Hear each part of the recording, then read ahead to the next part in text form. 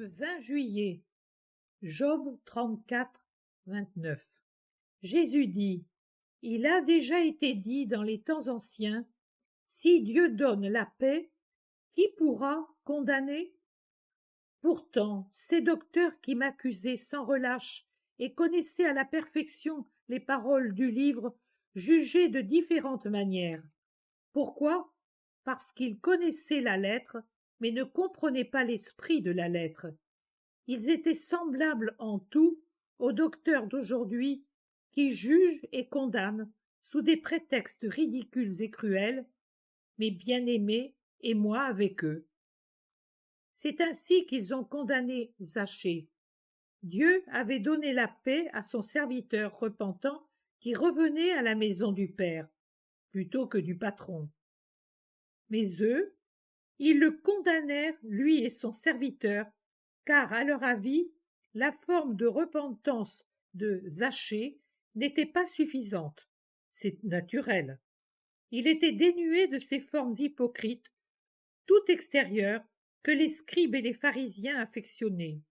Ces formes servaient à tromper le monde sur une prétendue sainteté qui n'était que feinte, car leur vice les avait corrompus de l'intérieur, et cela continuait. Zachée, en revanche, faisait preuve d'une vraie repentance, celle du cœur. J'ai dit, ce qui sort de l'homme, voilà ce qui rend l'homme impur. Mais il en sort aussi ce qui le sanctifie. Ce tabernacle contient, comme un ciboire d'or, votre âme dans laquelle Dieu s'incarne et réside par une transsubstantiation spirituelle, et c'est de là que sortent les bonnes pensées, les intentions droites, le ferme propos de devenir saint, les héroïsmes qui vous ouvrent le ciel, les repentances sincères qui effacent jusqu'au souvenir de vos fautes de l'Esprit de Dieu et vous conduisent à lui, et lui à vous, pour son baiser de Père. Le monde pharisaïque, toujours existant et agissant, juge et condamne mes bien-aimés eux-mêmes. Un tel est-il une voix? C'est impossible. Qu'a-t-il fait pour le mériter? Je réponds rien et tout. Rien si l'on considère sa misère par rapport à la puissance de Dieu et à sa perfection. Tout si l'on considère sa générosité qui est toute donnée à Dieu et à Dieu seul, agissante sous l'humilité d'une vie ordinaire, aimante jusqu'à y laisser ses forces physiques, obéissante dans les grandes choses comme dans les petites, jusque dans les inepties que je lui demande, pour le garder bien docile à mes désirs et mettre continuellement les douceurs à l'épreuve. Croyez bien que seul celui qui aime de tout son être peut donner sa vie en souriant au Dieu qui le lui demande, tout comme le fruit qu'il porte à ses lèvres, le sacrifice d'un parent ou d'une autre sainte affection, le mot que je lui dis de taire, la maison et le pain, ou encore le repos que je lui dis de ne pas prendre aux heures de profonde fatigue pour continuer à me servir. Si moi je lui donne la paix, qui pourra condamner? Que condamner? Celui dont Dieu juge qu'il mérite bénédiction et caresse actuellement, et la béatitude plus tard? Condamner le bien qu'il se fait à lui-même comme aux autres? Imitez-le au lieu de le condamner. Ayez honte, vous qui êtes des serviteurs inutiles et des satans blasphémateurs, de ne plus savoir servir le Seigneur votre Dieu, de ne plus savoir recevoir, comprendre et dire les paroles de l'Esprit éternel, de ne plus savoir devenir pain pour l'âme de vos semblables, mais glace, poison et chaîne. Que condamner? La manière dont il parle ou écrit? Ô vous les âmes angéliques, les bienheureux possesseurs du paradis, regardez ces petits humains dont les ailes de l'âme sont brisées ou manquantes, qui ne peuvent plus s'élever et jugent par conséquent que cela est impossible aux autres également. Regardez ces taupes aveugles qui ne peuvent voir le soleil et ni par conséquent qu'il existe et que d'autres puissent le voir. Regardez ces corbeaux muets qui ne peuvent répéter les harmonies que d'autres ont apprises des cieux et ni par conséquent que la voix existe. Là où les ailes du petit oiseau plein d'amour pour Dieu ne suffisent pas, les ailes angéliques accourent et l'emportent à la hauteur que je veux.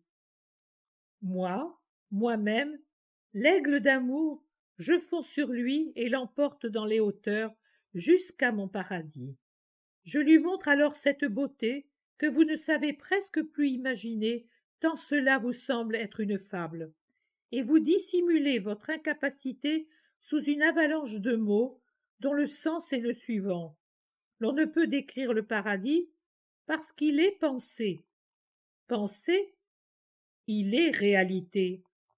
Parle, toi, mon petit oiseau, qui y est monté sur les ailes de l'aigle qui t'aime, et dis si le paradis est simplement une pensée ou bien une réalité spirituelle, une réalité de lumière, de chant, de joie et de beauté. Dis-leur à eux dont les ailes traînent dans la boue, puisque leur inertie les a brisées et réduites à l'état de membres morts, ce que vaut le paradis et comment la souffrance, la pauvreté ou la maladie doivent être saluées d'un sourire à la pensée de ce lieu où la joie sans fin les attend.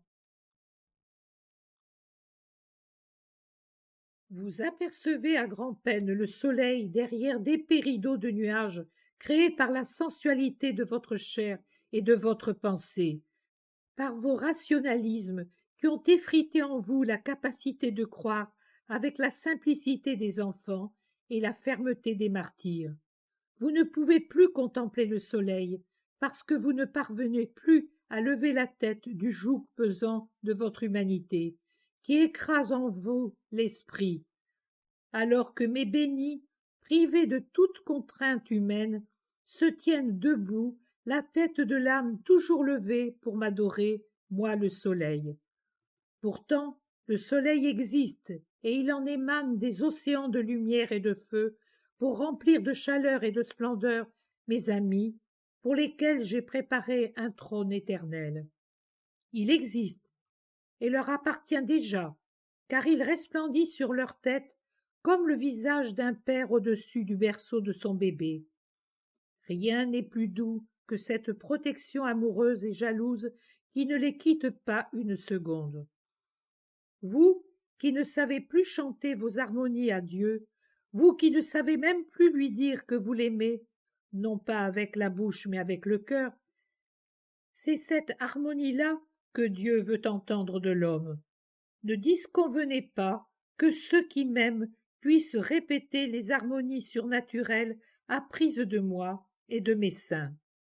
Ceux qui m'aiment ont assoupli leur voix spirituelle en faisant des roulades, sans se lasser à cause du temps passé ou des contrariétés, pour chanter leur hymne d'amour, et ils se servent de tout pour me dire « je t'aime ». C'est ainsi qu'ils ont pu être capables d'apprendre à répéter les chants des cieux. Oh, que soient bénis ceux qui découvrent pour vous les points et les lumières, ceux qui vous apportent les lumières et les maux que votre misère ne connaît pas, ceux que leur complet esclavage d'amour cloue sur un échafaud, comme le mien, dont la base est fixée dans la boue terrestre et le sommet dans l'azur du ciel. Ce sont des ponts par lesquels vous pouvez monter, vous qui ne savez que ramper, monter et connaître la beauté de l'azur, l'aimer et désirer les imiter. Pourquoi voulez-vous le nier? Pourquoi voulez-vous dire à Dieu « Il ne t'est pas permis de faire cela » L'apostolicité de l'Église ne se termine pas avec les apôtres. Elle continue avec les apôtres mineurs. Tout saint en est un, toute voix également. Et moi qui suis le chef de l'Église apostolique, je peux choisir partout mes petits apôtres et les disséminer pour votre bien. Ils sont humbles par rapport à vous, les docteurs. Mais qui étaient les 12 premiers? des pécheurs, des analphabètes, des ignorants. Or ce sont eux que j'ai choisis, et non les rabbins, car, comme ils étaient conscients de n'être rien, ils étaient capables d'accepter la parole, alors que les rabbins, bouffis d'orgueil, n'en avaient pas l'aptitude. L'humilité est ce que je recherche, et quand bien même ils resteraient pleins d'amour pur et généreux, je les rejetterais sans hésiter s'ils devenaient orgueilleux. Il y a 2 choses que j'exige absolument de leur part: l'amour et la fidélité à la vérité. Et non seulement à la vérité en tant que Dieu, mais aussi à la vérité comme vertu, ainsi qu'une humilité sincère. Je suis encore plus inexorable sur cette dernière. L'orgueil est le signe de Satan, le premier signe de Satan, et il m'éloigne avec dégoût.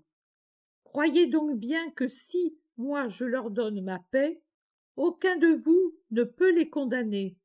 Ils sont au-dessus de vos condamnations.